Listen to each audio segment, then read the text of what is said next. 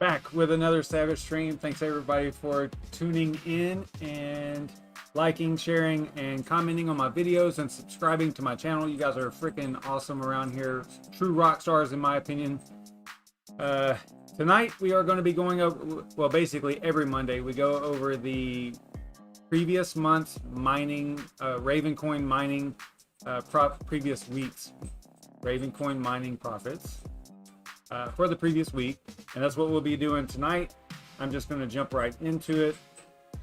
Keep it in mind though that none of this is financial advice or like what to mine advice. I don't do that. You guys do whatever you want. I'm doing whatever I want, and that's the way we have to keep this going. So we built this rig probably, I think in November. We built a rig and I originally dedicated it to Ethereum Classic, but as time went on, it seemed like it made more sense from a profitability standpoint to maybe switch it over to RAVENCOIN. So eventually, I think after 2 or 3 months or three or 4 months, we switched it over to RAVENCOIN. That's where we've been for the past 3 or 4 weeks, I believe. So I like to break down the previous week, and this gives people like an idea of what to expect if they are getting into mining. And now these are super old GPUs. I got them for like 35 bucks. These are the P10690s, and I bought 11. I think I've got 2 of them bad now because I'm down to like 9. I cannot get, there's one that's in the rig now. I can show you. It's basically, it will not fire up. It's missing from the OS right here, and I know which one it is. I just got to kind of go through and figure out why it's not actually firing up and mining. And you see that other rig in there too for Gigabot. That one's got basically the same exact symptom with one GPU that's just not working. I need to probably take these rigs apart. I need to go through them and make sure that all the power is connected and all that cool stuff. I've got some somewhat cheap splitters on some of the power cables, so I'm thinking that I've had one where the pin actually pulled out and one of the power pins pulled out of the connector, so that might be what has happened to these two, because I was in there troubleshooting some stuff. I had a really bad weekend because Gigabot went down hard. It was down for basically the whole weekend, and I need to do a video on it because I really got wrapped around the axle and wasted a whole lot of time, and I should have started at a certain point and worked my way through the problem there. But I think that pretty much everybody else would have probably done about the same thing that I did with Gigabot. I don't think that they would have jumped right to what the actual solution was. So I'll probably do a video on that maybe tomorrow night and talk to you guys about that. It's a good one. It's definitely a good one. Let me check the chat, see if anybody's in here. What's up, Neff? What's up, 56? What is going on? Yes, I do have 56. I've got the Pi hole, the Raspberry Pi hole. I've got that up and running. You know, you can I can show you that. It's over here. That's going pretty well. It was actually super easy setup. It was not very difficult at all, and it seems to work really well. I mean, really well. I mean, I'm super impressed with that thing. Yeah, it was pretty easy to set up. I've got a ton of, let me go to the dashboard so you can kind of see that. I've got a ton of, I've got 4.3 million domains on the block list. You know, 54,000, let's see, what does it say? Queries have been blocked, 9,000. I mean, that's a lot for just a few days, I think, on this little network. So I think that's pretty cool. I'm digging it. I like it. I already had, the thing for me though, is I already had like ad blockers and stuff. So I don't really see it immediately. You know, maybe in some things, maybe on my phone, I'll notice it more. But on my computer, I don't really notice it that much because I already had all the ad blockers in there. So it's not, you know, I don't recognize it as much as other folks on the network would, you know, because I already had it pretty much locked down. So, all right, let's see here. Yeah, let's go ahead and start with what we were supposed to be going over, because I want to be done with this pretty quick. I don't want to take up too much of your time here. So on the rig that we built, this is what it looks like from a hardware standpoint. Looks like this. You got the green column here that is, just ignore the Ethereum Classic up there. So you got the green column, which is basically what I paid for the hardware. You can see I've got $39.99 in there for each of the Zotac P10690s. I did buy 11. One of them was bad pretty much right away. I didn't worry about it that much because it was only, you know, 40 bucks. But now I've got another one going bad, so now I'm kind of wondering what I should do about those. They're definitely not in warranty or anything. These are like super old. But if you look at the price of what you would pay for them now, it's kind of crazy, you know. And I put 150 on here as because this was from a few weeks ago, but it looks like they're actually, I want to say that last week whenever we did this, the average price was around 200. So it looks like it's sitting somewhere around there. It looks like some of them maybe sold for a little less than 200, maybe 172, you know, stuff like that. 180 here. So still way up there in resale value here. I probably should change all these to like 175. I think that would probably be a good average here. Throw this in here like this and see what it does to our cost of the rig. So the cost of the rig went from 2,700 or something like that to 3,200, and that's what you would pay today. What I paid was 1183, was basically all the hardware back, you know, in November. So you can see how the prices of, you know, hardware have just skyrocketed. Even these super old GPUs, mining specific P10690s, little 3 gig cards, they do great on Raven. Zell, I think they do, or Flux, they do really well on. Yeah, so we might switch it up a little bit, but for now I think we're gonna stick with Raven. So that is the GPUs. Then you got the motherboard. I can remember this motherboard back in like last summer or spring or summer of last year. I saw a lot of them for a lot meaning a group. I think there were 10 of them for 350 bucks, and I passed it up because, you know, that's $35 each. I should have grabbed it because right now those motherboards are going for, this one this one says it was sold, it's $50 shipping, so $260 basically is about the lowest, but they're 350, 400 bucks is what people are getting for them. I do have an extra one. I probably should sell it, but yeah. So yeah, huge increase in hardware. So you can, you know, take a look at this. Pretty much everything else is pretty standard. I've got a regular desktop power supply, Corsair, which is a nice power supply in there, and I also have a server PSU 1200 watt, and it is running on 240 volts, so it is actually 1200 watts, and that's all I've got. It's pretty standard stuff, splitters, and, you know, it's a beta frame and all that stuff. I think I've got a video of it here. Hang on.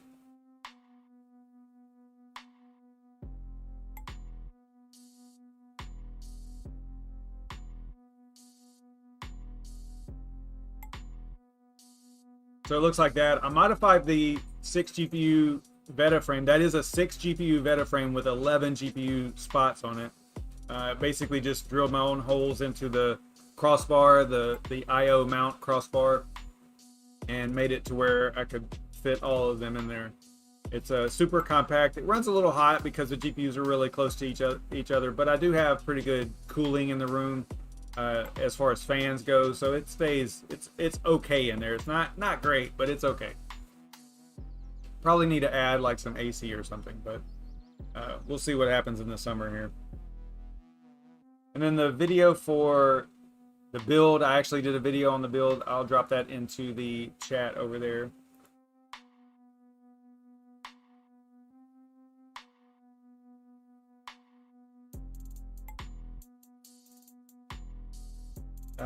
Neff, say football and card on something. Nah, I think I'll be good, Neff.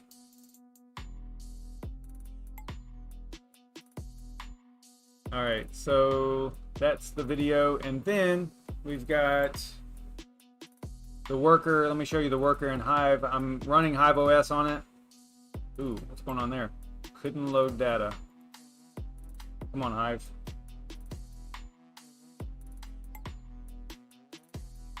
So you can see here running or mining Raven.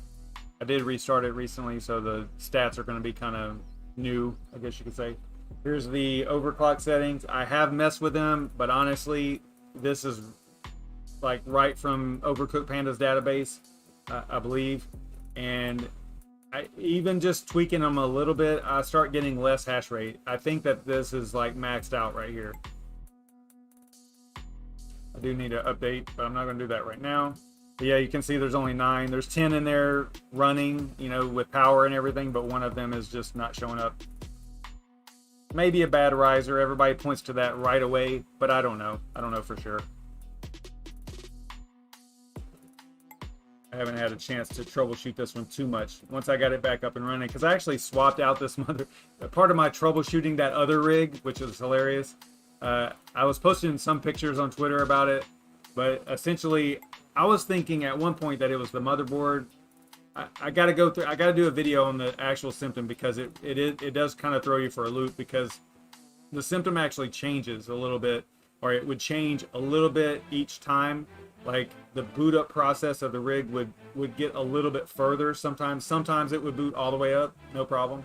But if you added like one more GPU to it, it would crash or not. It would basically it would not boot up all the way. That's not Kajimi, not this rig. This was the Gigabot rig that had me busy all weekend. But yeah, I needed maybe I'll do a full stream on that tomorrow night so that catch you guys up with what's going on with that. Yeah, it was not fun. But anyway, so this is Kajimi hardware. This is the hardware side of it, and let's look at the flight sheet so you can kind of see what's going on here. We are on 2 miners. We're using the MB miner. I got a little bit better hash rate out of the MB miner compared to T-Rex, so I stuck with MB miner. It was minor. It was maybe like 2 mega hash for the whole rig, maybe 3 at the most, but it is worth it. So I was like, all right, I'll just go ahead and leave it on MB miner for now. So that is the situation there. Probably go in here and show you what the rig is doing at the console here.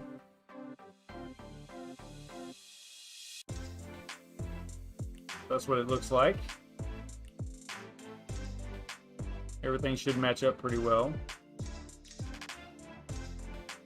And then, like I was saying, we are on 2 miners. I'm already looking up the statistics for this address that I'm mining to. You can see what's going on here. One drawback to 2 miners is they don't allow you to adjust and I don't know why the hash rate's so low. Maybe because I just fired it up. I just rebooted it, so the hash rate's kind of low. But 2 miners doesn't allow you to adjust the payout, minimum payout number. So it's basically 10, I believe, for RAVENCOIN. Yeah, 10. Minimum amount is 10. Once you reach 10, it's going to pay you out in the next 2 hours. Within the next 2 hours. I don't really like that. I would rather like to be able to adjust it maybe to 50 or 100 or something like that, because man, we get a lot of payouts. And this is with a not so powerful rig. I couldn't imagine like what it would be like if I had 100 mega hash or 150 mega hash of RAVENCOIN. Man, you would be getting payouts it would literally be every 2 hours. I don't think I'm at that point right now.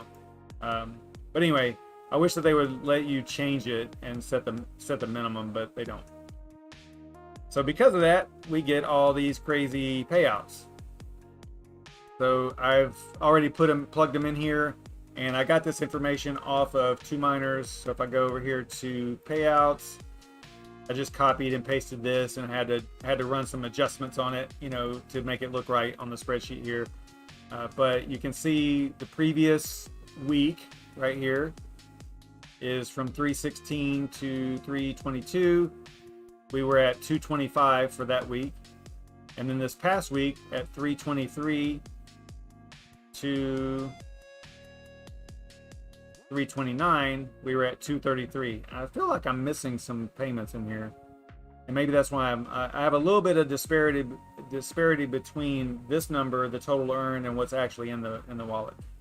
Maybe I need to look at this again and make sure I'm hitting every payout, but there's just so many of them that like takes a little bit of time. Anyway, so we've got total Raven earned this period is 233. Current value of Raven from a USD standpoint is 20 cents. 19.97 hasn't really changed much, so I'm going to leave that in there. I did plug this in just from right before the stream. So we made about $46 before power. Power is about $81 a month, $271 a day. So just subtract 271 times 7, 7 days. Take that away from this, and now we get what you actually earn, which is, pretty significantly a lot less. So this basically makes up 3.94% of the total return on the investment of the total cost of the rig right here. And then we owe about $623 to pay off this hardware. The goal was just to see how long it was going to take us to pay off this rig using or mining Ethereum Classic. But again, we changed to that about 3 weeks ago. We changed to RAVENCOIN because it was more profitable. So if we go over to what to mine, we can plug this in. We look at Kajimi here. I've got to change the mega hash because remember I've got one GPU that's down now. So let's go over here to HiveOS. Look at what we're actually getting. We're getting 51.08 right now. Let's plug that into 51.08. A little bit less power. I don't know what this one's pulling right at the wall for sure. For certain, but I think that this is probably pretty accurate here. I've added on in settings here, I've added on to what it, the difference between what the rig was showing here and what it was actually at the wall. So 964, it looks like the power. Go over here, 964, calculate. Let's see what we come up with here. So it's looking like, wow, Raven's falling down here as far as this goes. Now I'm not plugging in the values. Let's see, that's Zhash. You got that. I'd have to check these numbers to see if they coincide. If it's pulling it, somehow it's determining these numbers from this. I don't know if that's the way that works or not, but anyway, so we're at 51.08, 964. Looks like we should be making about 436 after power a day, which is not terrible. Not terrible for a little $1,000 rig. That's not bad at all.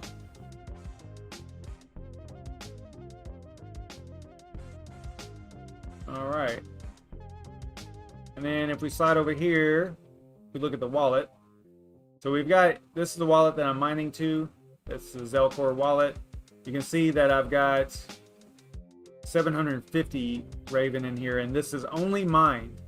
But over here, my total is only 718. So I think I'm just missing a few of the payouts, I guess. Maybe the way I copied and pasted it, but it is fairly close. I'd have to go through each one of these and kind of verify each one. Not gonna worry about that right now. You guys get the point, I believe. So not too bad, not too bad. Let me check the chat, see what you guys are up to over here.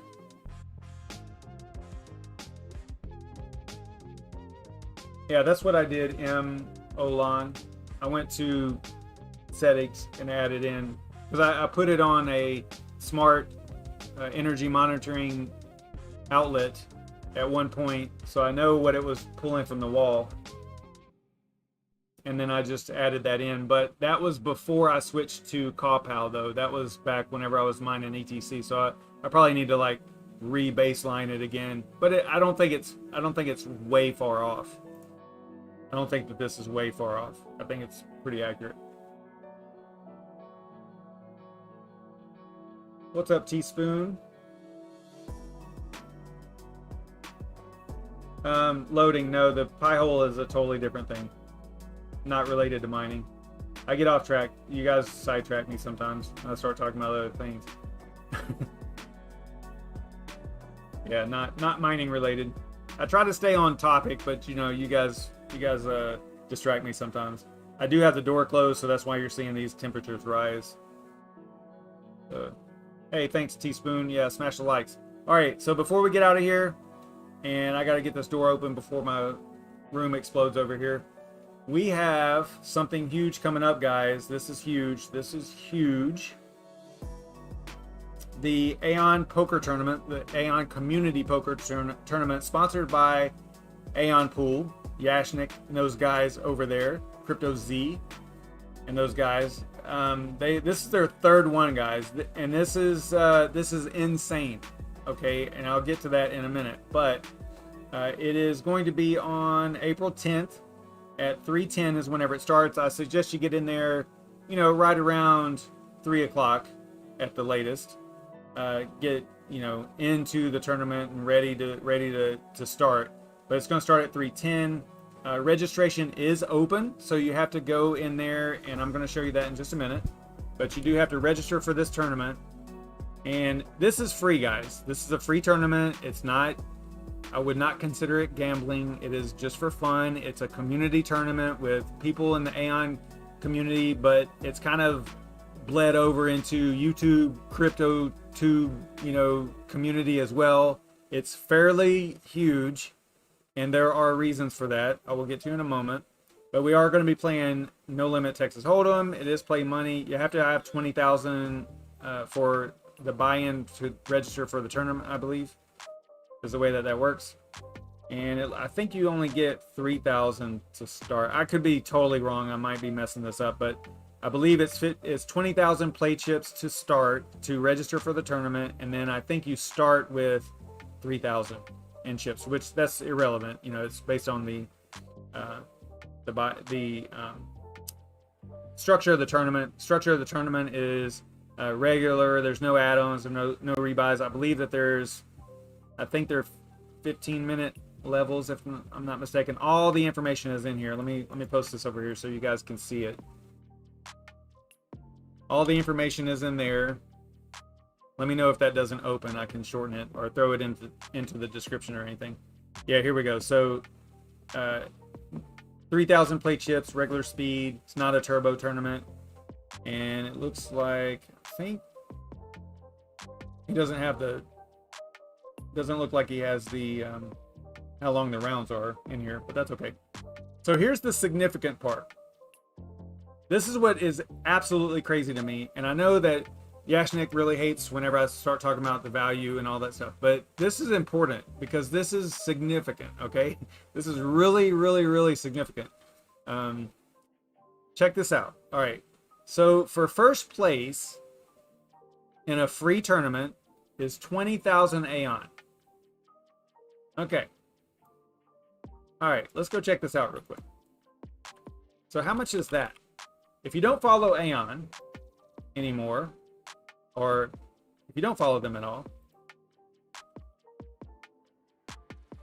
that is $6,856 in USD value for first place or a free tournament. Enough said. Enough said. Second place is 15,000. So even second place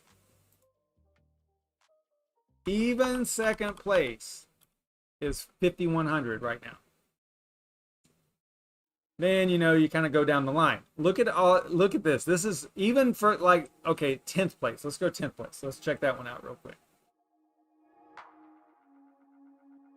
10th place is 1,000, right?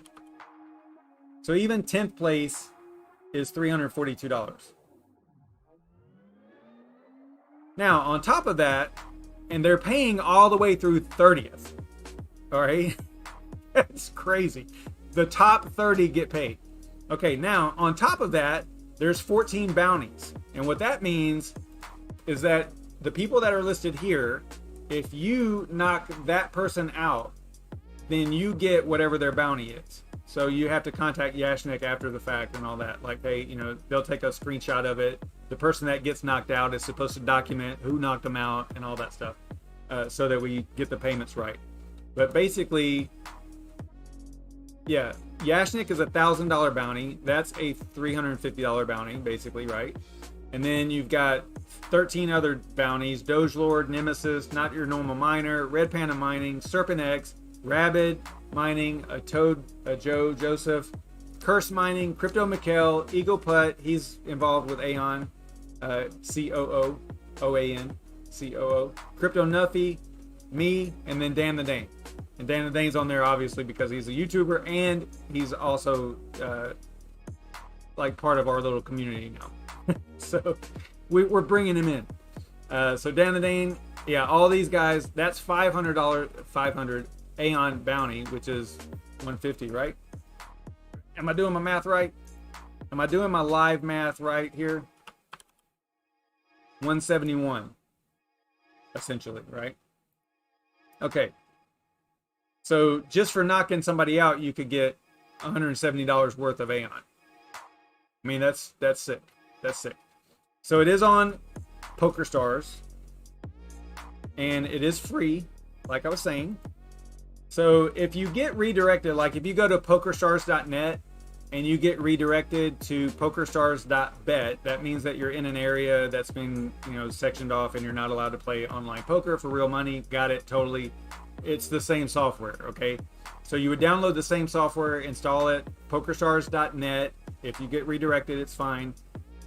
It'll look like this once you get it up and running.